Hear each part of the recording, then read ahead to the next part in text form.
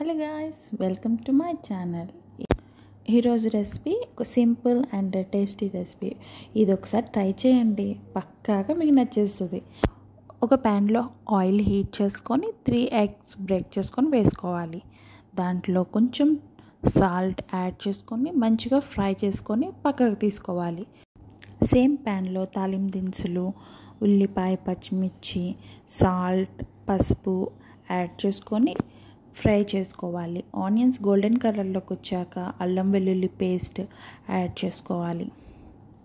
Next 1/2 kg నీట్గా clean చేసుకున్న చిక్కుడుకాయల్ని నూనెలో మగ్గనివ్వాలి.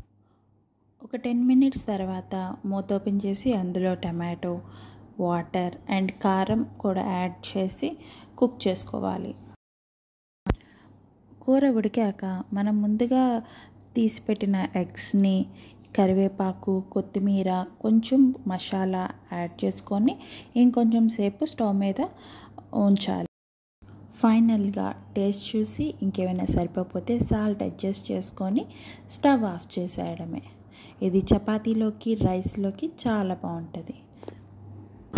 మీరు ఈ రెసిపీని ట్రై చేసి ఎలా ఉందో కామెంట్లో చెప్పండి. Thank you.